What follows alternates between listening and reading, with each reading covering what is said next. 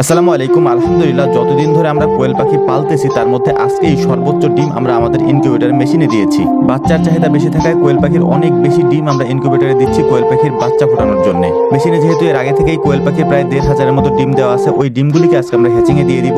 মানে শেষের ৩ দিন এই ডিমগুলি যে মেশিন থেকে ফুটে বের হবে ওই মেশিনটার নামই হচ্ছে হ্যাচিং মেশিন। ওই মেশিনে দেওয়ার পরে এই যে মেশিনটা আছে অন্য আরেকটা মেশিন, ওই মেশিনটা খালি হয়ে যাবে।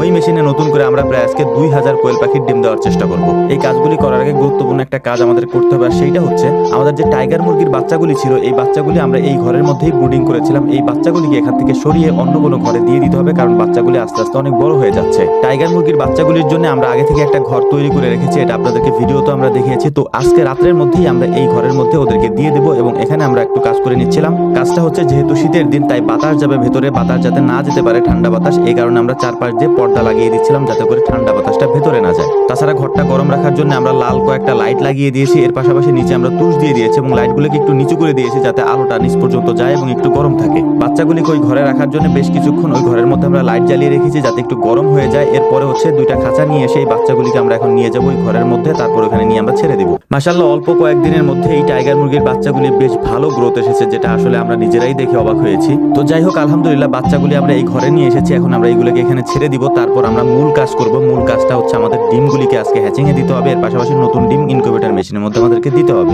এখন প্রায় রাত অনেক হয়ে গিয়েছে। অনেকে জিজ্ঞেস করতে পারেন যে ভাই এত রাতে এই কাজগুলি কেন করতেছেন? মূলত দিনের বেলা আমরা আমাদের গরুর খামারের কাজগুলি করি, যে কারণে এখানে আমাদের সময় দেওয়া হয় না। তো রাত্রে বেলায় এই কাজগুলি আমাদেরকে করতে হয়, আর দিনের বেলা সারাদিনই হচ্ছে কেউ না কেউ আমাদের খামারে আসতেই থাকে।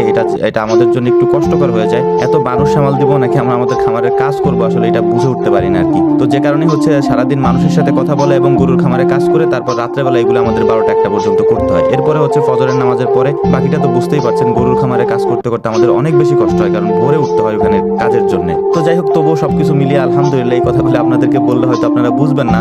বেশ কয়েকদিন যাবত আমি অনেক বেশি অসুস্থ, যেহেতু আমাদের অনেকগুলি অর্ডার নেওয়া আছে, যে কারণে আমাদের এই ভিডিওগুলি তৈরি করতে হচ্ছে, নইলে আমি ভিডিও তৈরি করতাম না। এই আপডেটগুলি দেওয়ার জন্যই মূলত আমার ভিডিও তৈরি করতে হচ্ছে কষ্ট করে অন্তত।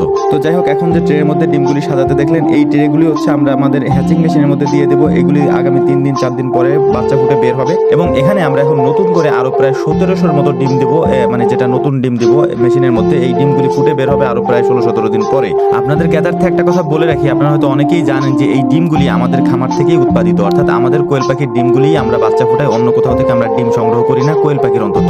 যেহেতু কোয়েল পাখির পর্যাপ্ত পরিমাণের ডিম আমাদের কাছে থাকে, এই ডিমগুলি মানে বীজ ডিম, যেটা এই বীজ ডিমগুলি দিয়েই আমরা বাচ্চা ফুটাই। আর এবং আমাদের কোয়েল পাখির ডিমগুলো সাইজ একটু বড় হয়, যে কারণে হচ্ছে মূলত আমাদের এই কোয়েল পাখির সাইজটাও বড় হয় এবং খুব অল্প দিনে এগুলা ডিমে চলে আসে আর কি, মানে ডিম পাড়া শুরু করে, যেটা ভিডিওর মাধ্যমে আমি আপনাদেরকে দেখিয়েছি। তো যে ডিমগুলো এখন আপনারা দেখতে পাচ্ছেন, এই ডিমগুলো এখন সুন্দর করে জীবাণুনাশক দিয়ে স্প্রে করে আমরা আমাদের মেশিনের মধ্যে ঢুকিয়ে দেবো। তার আগে আপনারা দেখতেই পাচ্ছেন আমাদের অবস্থা, কারণ এখন প্রায় রাত 12টা বাজতে চলছে। এরপরে আমরা বাসায় যাব, বাসায় যাওয়ার পরে হাত মুখ ধুয়ে খাওয়া দাওয়া করে কখন ঘুমাবো, কখন উঠবো, আবার কখন আগামীকালকের কাজ শুরু করব।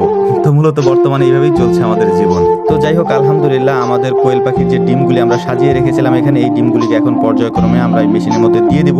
এই ডিমগুলির শিডিউল হচ্ছে আগামী 16-17 দিন পরে এগুলো থেকে বাচ্চা ফুটে বের হবে। এর পাশাপাশি যে হ্যাচিংয়ে যেগুলো দিলাম এগুলো 2-3 দিনের মধ্যে বাচ্চা ফুটে বের হবে ইনশাআল্লাহ। 2-3 দিন পরে নতুন বাচ্চাগুলি ফুটে বের হওয়ার পর ওই ভিডিওগুলি আমি আপনাদের সামনে উপস্থাপন করার চেষ্টা করব ইনশাআল্লাহ। তো আজকের মতো আমাদের জন্য দোয়া করবেন। আসসালামু আলাইকুম ওয়া রাহমাতুল্লাহ।